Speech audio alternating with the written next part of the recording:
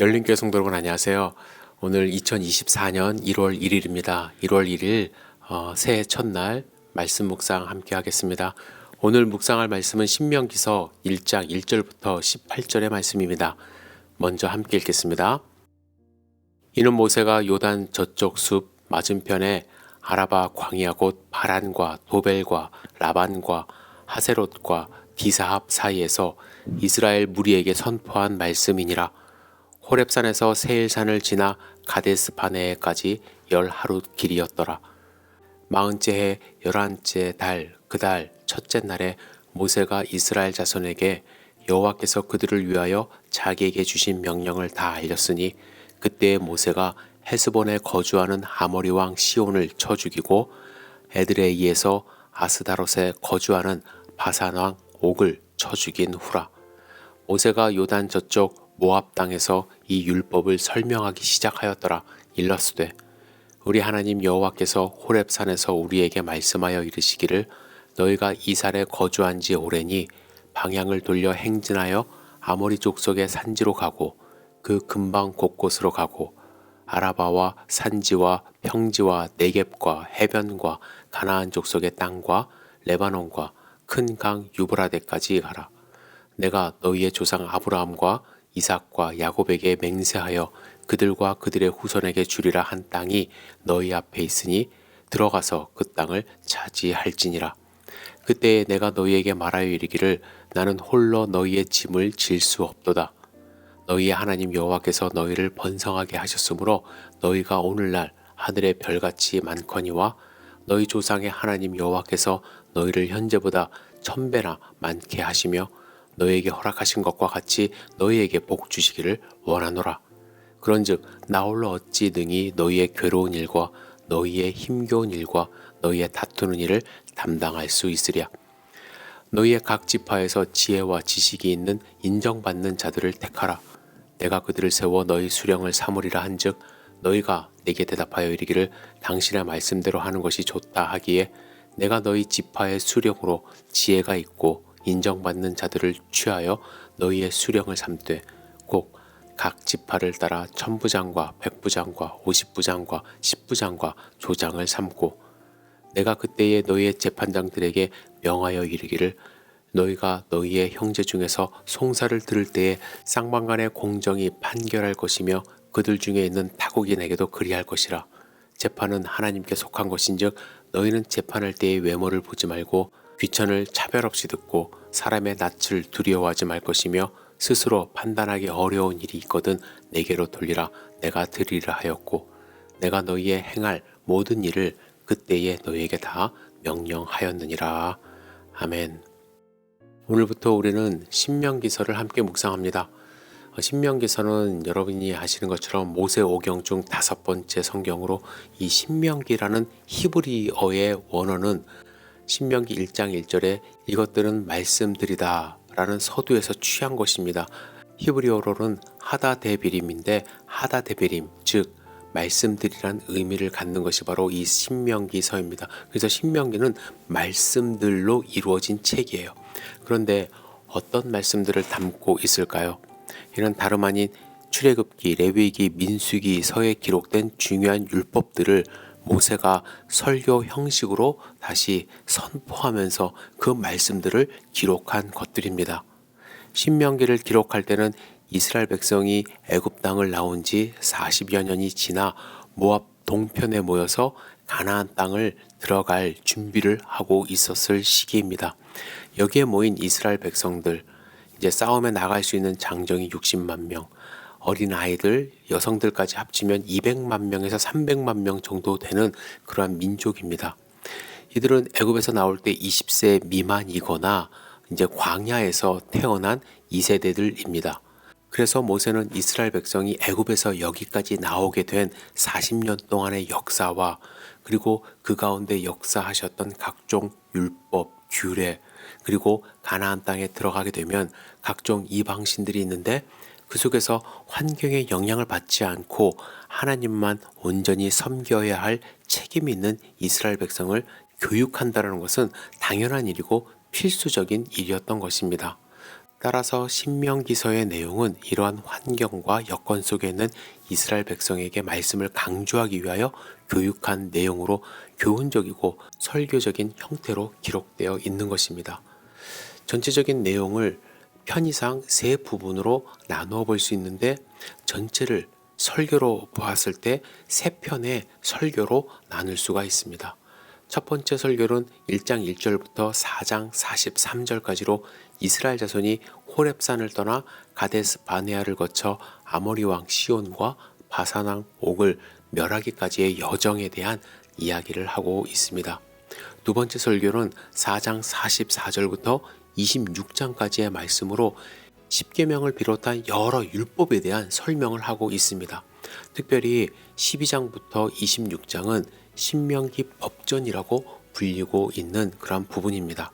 세 번째는 27장에서 34장까지로 모세의 설교와 축복기도 그리고 모세의 죽음 등 다양한 내용이 포함되고 있습니다.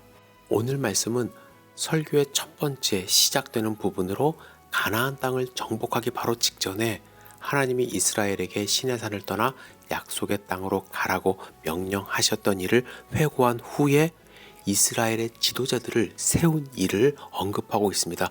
그들의 지도자가 어떻게 세워졌는지를 회고하는 내용이에요. 이 내용은 출애굽기 18장 13절에서 27절에 기록이 되어 있는데요.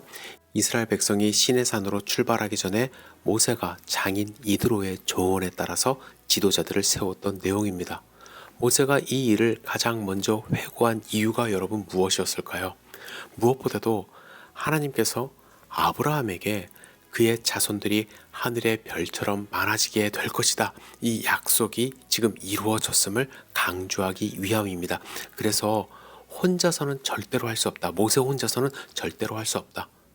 9절에 모세가 이렇게 이야기하죠. 나는 홀로 너희 짐을 질 수 없다. 그래서 이것은요, 부정적인 의미가 아니라 하나님이 지금까지 복을 주셔서 나 혼자로는 도저히 너희들을 다 지도할 수 없을 만큼 민족으로 성장했다라는 긍정적인 고백이 담겨져 있는 것입니다. 여러분, 오늘 본문에 보시면 모세가 그렇게 해서 세운 지도자들 어떤 자격 조건을 가져야 하며 어떤 직무를 감당했습니까? 13절에 이렇게 기록되어 있죠. 너희의 각 지파에서 지혜와 지식이 있는 인정받는 자들을 택하라. 내가 그들을 세워 너희 수령을 삼으리라 한즉. 여기서 말하는 지도자는 군사 용어예요. 그리고 이들이 맡은 업무는 뭐냐면 천부장, 백부장, 50부장, 10부장, 조장, 이것도 다 군사적인 용어라고 할 수가 있습니다. 모세는 재판하는 능력을 갖추면서 동시에 군사적으로 싸움도 할 수 있는 지도자의 역할을 할 수 있는 리더를 세운 것입니다.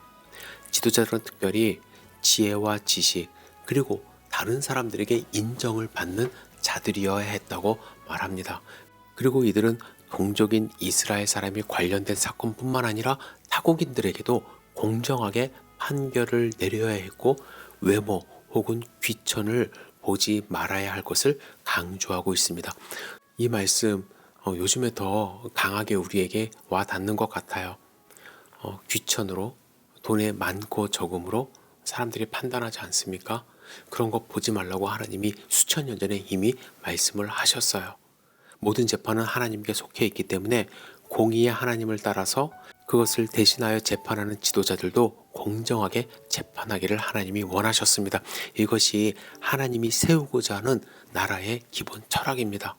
그리고 결단하기 어려운 일들, 애매모호한 것 있지 않습니까? 그것은 스스로 그냥 판정 내리지 말고 모세에게 넘기라고 말하면서 세세한 절차를 설명합니다. 앞서 하나님의 율법을 가르칠 때도 타국인과 지위 고하를 막론하고 평등하게 말씀을 배웠던 것처럼 그들의 삶에서도 차별 없이 공의롭게 사회를 이끌고자 하나님이 원하셨던 것입니다. 이스라엘을 출애굽시키시고 가나안 땅에 들어가게 하시는 분 오직 하나님 아닙니까? 이들이 사회 속에서 공의롭게 정직하게 살아가야 했던 이유는 뭐냐면 우리의 아버지 되시는 하나님의 속성이 공의, 정직, 긍휼, 사랑이기 때문에 그렇습니다. 우리도 각자의 삶에서 믿음의 눈을 들어 나의 모습이 하나님을 닮고 있는지 돌아봐야만 합니다. 그것이 하나님의 뜻이기 때문에 그렇습니다. 이스라엘 백성들이 가나안 땅에 들어가기 전에 해야 했던 가장 중요한 것, 하나님의 말씀을 따르는 것, 하나님을 닮는 삶을 사는 것임을 오늘 말씀 속에서 우리에게 가르쳐주고 계십니다. 다른 무엇보다도 하나님의 율법을 끊임없이 되새기고 그 말씀대로 살아가기를 하나님이 원했던 거예요. 우리도 삶 속에서 하나님의 말씀을 따라 살아간다면 하나님의 자녀된 우리, 하나님의 모습 조금씩 닮아갈 수 있다라고 저는 확신합니다. 오늘 2024년도 새해를 시작하는 소중한 날입니다. 여러분들 무엇을 다짐하시겠습니까? 저는 우리 모두가 하나님을 닮아가서 하나님의 공의와 정의를 실현하고 하나님의 사랑을 실현하는 한 해가 되었으면 좋겠습니다. 여러분들 한 해 동안 하나님과 동행하는 소중한 삶 사시기를 주님의 이름으로 축복합니다. 기도하겠습니다. 전능하신 주님, 오늘 신명기서를 통해서 우리에게 보여주시는 하나님 나라의 모습을 우리가 마음속에 새기고 실천하는 삶을 살 수 있도록 인도하여 주시옵소서. 우리와 함께 하시는 주님, 2024년도 하나님을 마음 가운데 품고 하나님과 동행하는 소중한 삶 살 수 있도록 인도하여 주시옵소서. 예수님의 이름으로 기도드렸사옵나이다. 아멘. 찬송과 존귀와 영광과 능력을 그 하늘 보좌 위에 주님께 오 하나님 그 빛난 얼굴 배우며 두 손 들고 나아가리 찬송과 존귀와 영광과 능력을 그 하늘 보좌 위에 주님께 찬송과 존귀와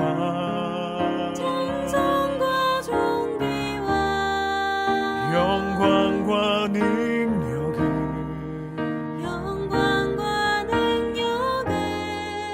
영원 영원토록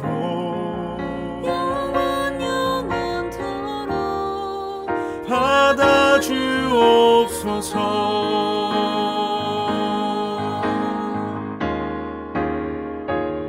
오 하나님 그 빛난 얼굴 배우며 두 손 들고 나아가리 찬송과 존귀와 영광과 능력을